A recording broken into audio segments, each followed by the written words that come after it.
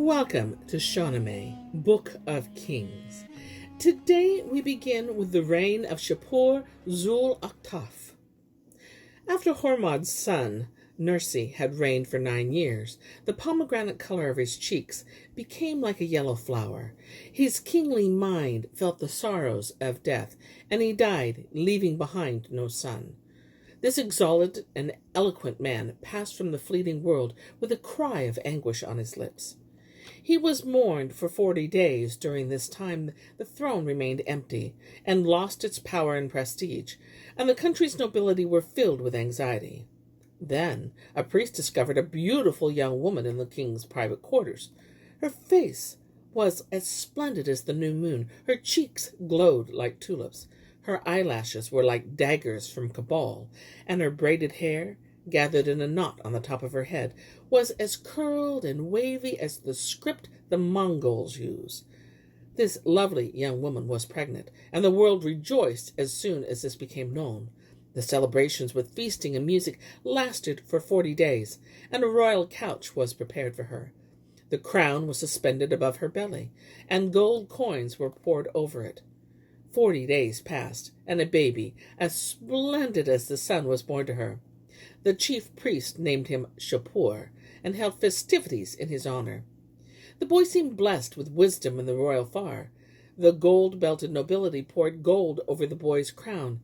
He was sucked till he was satisfied, and then wrapped in silk swaddling clothes. For 40 days the baby lay in his father's royal throne, beneath the suspended crown. A learned priest acted as regent. He was humble in his manner and ruled wisely and well. He managed the army and the king's wealth, and was an adornment to the throne and palace. This continued until the little prince was 5 years old.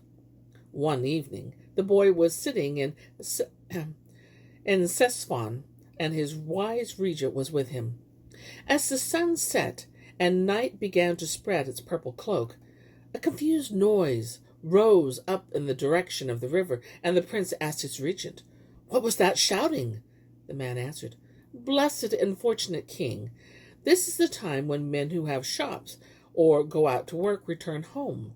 The bridge over the Tigris is narrow, and the men crossing over it are so cramped for space that they're afraid of being jostled and squeezed, and that's why they shout out as loudly as the drum being beaten." Shapur said to his adviser, "My wise counselors, now you must build another bridge, so that there will be one for coming and one for going, and my subjects and soldiers will be able to pass back and forth without trouble. We must spend a lot of money from the treasury on this." The king's adviser were pleased that the young sapling had so soon produced green leaves. The regent had another bridge built as the young prince had ordered, and his mother was overjoyed and arranged for tutors to begin teaching him. He learned so quickly that he soon surpassed his teachers in knowledge. When he was 7, he learned to ride both as a warrior and a polo player. At 8, he learned the ceremonies of kingship, and he was careful to make his body and appearance worthy of his rank. He fixed his capital at Esteker, following the example of his illustrious ancestors.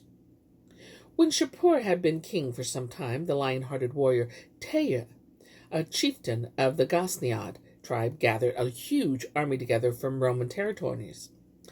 Qadisiyah, Bahram, Kurdistan, and Pars, and attacked the outskirts of Ctesiphon. No one could resist his forces, and they plundered the whole area. A daughter of King Nersi, named Nobahar, was living there, and Teir attacked her palace while the whole of Ctesiphon waited apprehensively. His ignorant, barbarous troops took her from the palace as a captive. For a year, Nobahar lived wretched and heartsick with Teir, and then gave birth to his daughter, a lovely child who was the image of her grandfather, King Nersi. And indeed, she seemed so worthy to rule that her father named her Malek. Now, years passed, and Shapur reached the age of 26. He was a noble king, as splendid as the sun. He came out onto the plain, inspected his army, and chose 12,000 warriors mounted on swift camels. The group set off, led by the 100 guides, with each man riding on a camel and leading a horse in search of that ravening lion, the Ghassaniad chief. When they found the enemy, they killed many of them, and seeing this, Tayyar himself turned tail and fled. The din of blows and counter-blows rose up.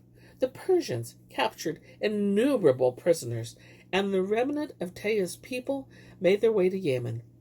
There they took refuge in a fortress, which soon filled with the wailing of men and women and children.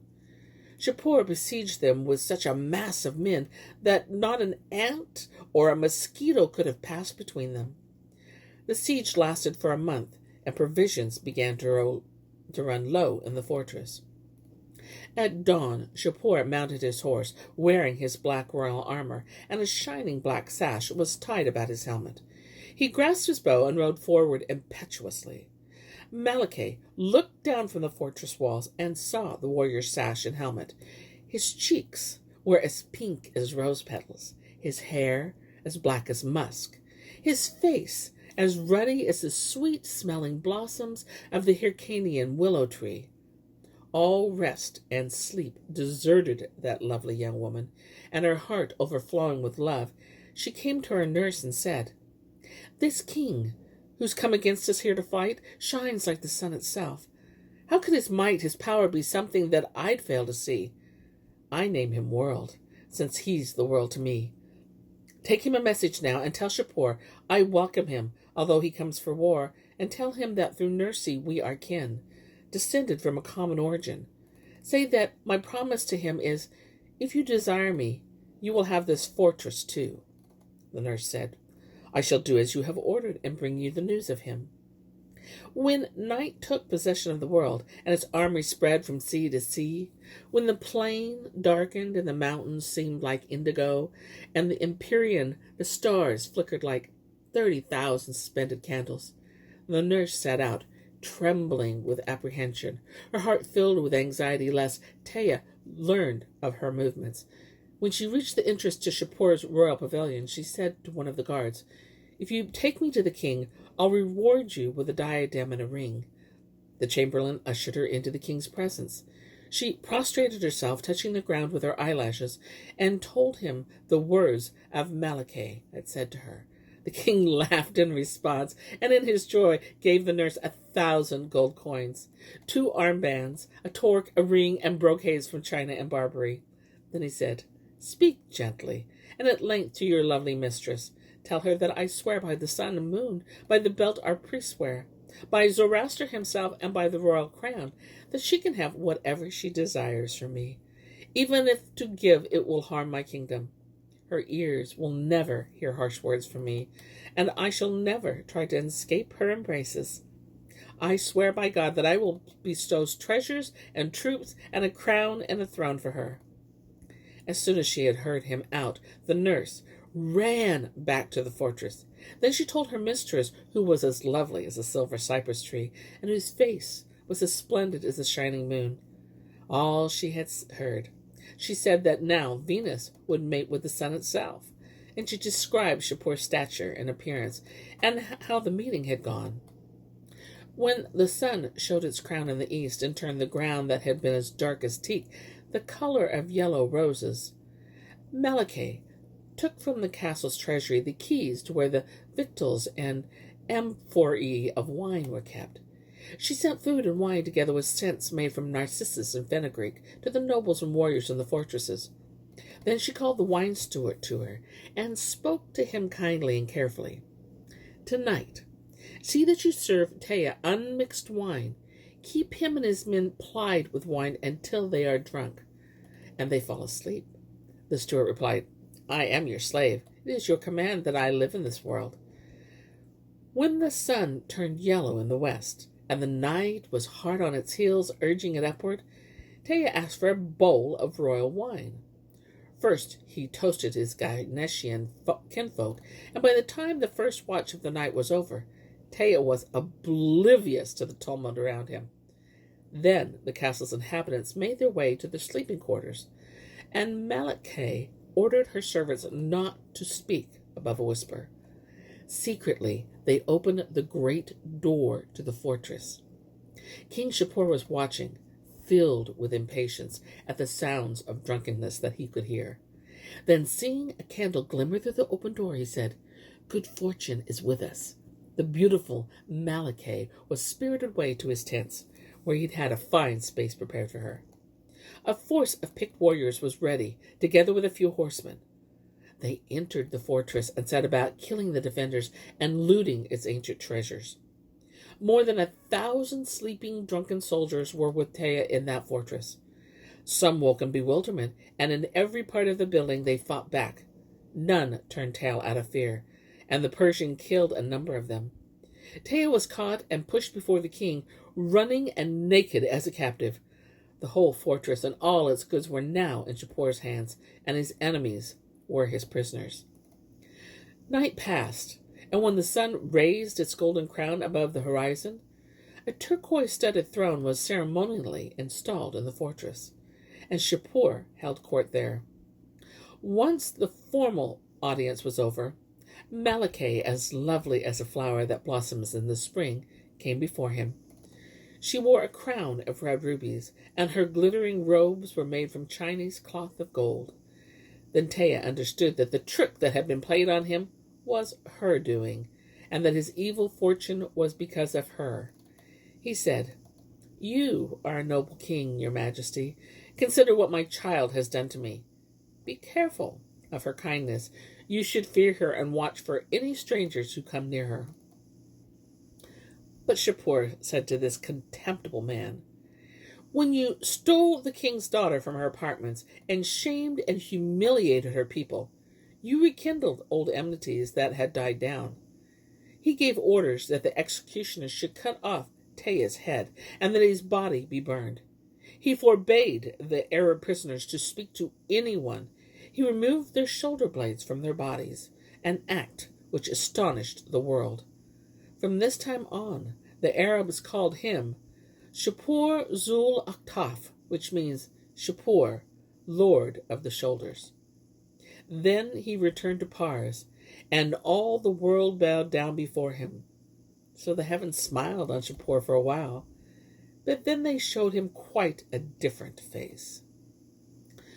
One day, despite his crown and wealth, Shapur felt oppressed by his existence. When 3 watches of the night had passed, he called for the astrologer and asked him what became of the royal throne and to describe the good and evil days that lay ahead. The man shook off his sleep, and he brought an astrolabe. He looked in the house of Leo, the harbinger of victory and glory, to see whether misfortune threatened the king, or whether his favor with God would increase. When he had examined the signs, he said, "O noble king, who rules the world and is pure of heart, a difficult and painful business lies ahead, and no one has dared warn you this." Shapur replied, "You are a knowledgeable man and able to search out secrets. What can I do that this will pass from me and the evil stars will not bring me to my knees?" The astrologer answered, "My lord, bravery and knowledge will not enable a man to evade the revolution of the heavens, no matter how wise or warlike he is. What is fated will surely happen, and we cannot fight against the turning of the sky." The king said, "May God be our refuge from all evil, for it is he who created the turning heavens and all that is powerful or weak." For a while Shapur ruled justly, and he remained prosperous and without troubles. Under his care all the provinces flourished, and seeing this, he conceived a wish to travel to the west, to see whether the Roman emperor was worthy of the position he occupied, and to find out about his armies and wealth. But he told no one, and added, "Rule this realm justly in my absence. Your justice will bring you happiness." Then he asked for 10 camels, caravans, each with its own leader, and loaded up 30 camels with jewels and gold coins. Carefully he made his way toward Roman territory. Near Rome there was a small town, and he stopped there at the house of the landowner and asked for shelter. The owner warmly welcomed him, saying he had never had such a distinguished guest. The king ate and slept there for one night, and when he gave the owner a present, he again received the man's blessings. At dawn he loaded up his camels and set out quickly for the emperor's palace. There he greeted the chamberlain respectfully and gave him a present of cash. The man said, "Tell me who you are. You have the stature and air of a king." Shapur replied, "I'm a free Persian, my lord, and I've come from Jez as a merchant, bringing a caravan of silks and fine textiles. I've come to see if I can gain entrance to the emperor so that I can present him with something valuable from my merchandise, jewels, or weapons for his army. If he'll accept some token from me, I'll be happy and hand it over willingly. Then I can sell the rest of my goods for gold and silver, and I'll be under the emperor's protection, so I'll have nothing to fear. And I can buy what I need in Rome and then make my way back to Persia." The old man got up from his seat by the palace doorway and went in and told the emperor what he had heard. The emperor had the curtains drawn aside, and Shapur was brought into his presence. He made a fitting obeisance, and the emperor scrutinized him carefully, taking in his fine appearance and manner. He had wine and food brought, and the court was cleared of all but his counselors. But there was an Iranian there, a cruel, unjust man, who said to the emperor, "My lord, I've some news to tell you in confidence. Listen, this fine merchant who is selling silks for cash, I'll tell you, he's none but Shapur, the Persian king of kings. He has the king's way of talking. He looks like him. He has the aura of glory that Persian kings have." Now, when the emperor heard this, his mind darkened and his eyes clouded over. He signed to a guard to watch Shapur, but told no one else. Shapur became drunk. He stood up, and the emperor continued to stare at him. Then the guard strode forward and seized hold of him, saying, "You are Shapur, Nersi's son. It's a wonder you show yourself here." They took him to the women's quarter and bound his arms.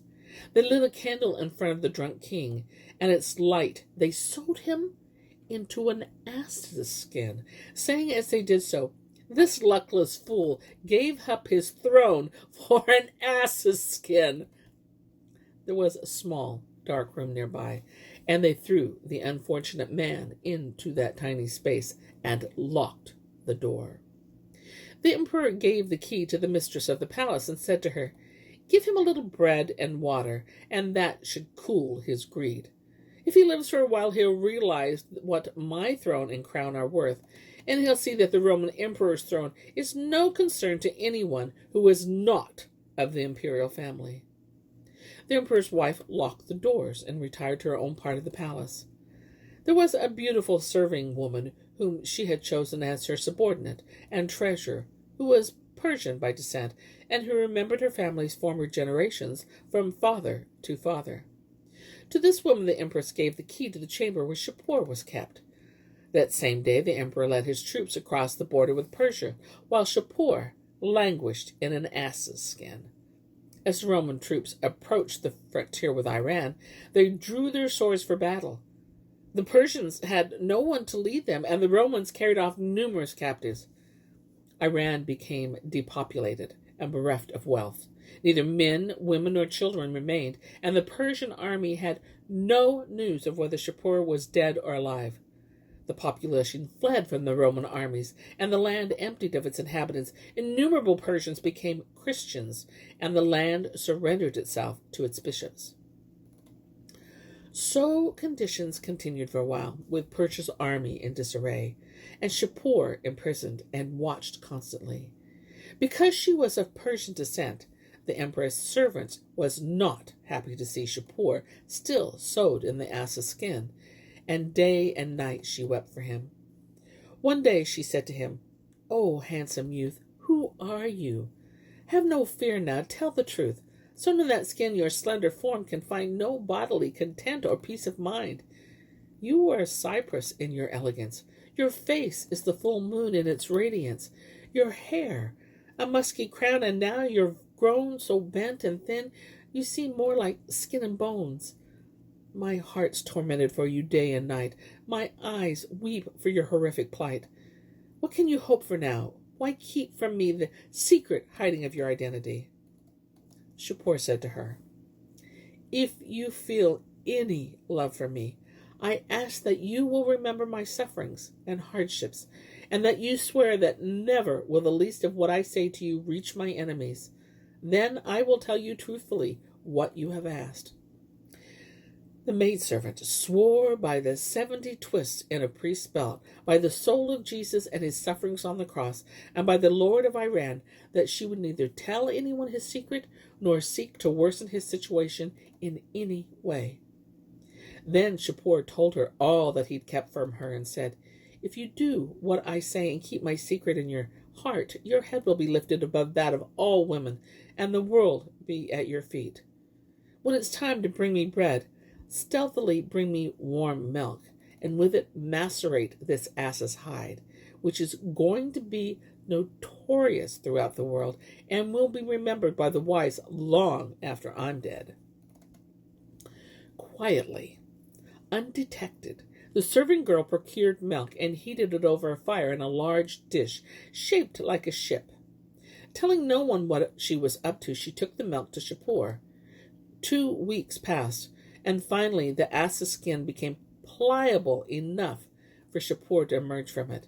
His body covered in blood, his heart filled with pain, he said to the serving girl, "You are a pure-hearted and resourceful woman. Now we must think hard and find some way to get out of this accursed city of Rome." She answered, "Tomorrow at dawn, all the nobles here are going to gather together for a festival. There's a celebration going on, and everyone will be there, men, women, children. When the Empress leaves the city for the festivities, the palace will be empty, and I'll find a way to save us. I'm not afraid of rumor mongers. I'll gladly bring you 2 horses, 2 maces, a bow, and arrows." The maid put her mind to the task and chose 2 fine horses from the stables. Then she provided herself with a sword, maces, barding for the horses, armor, and an Indian helmet.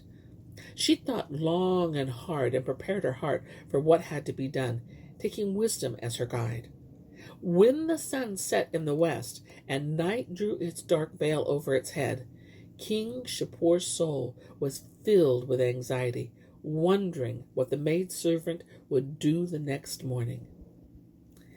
And here is where I end my tale for today. But I'll be back tomorrow with more tales, many more tales. Until then, my friends,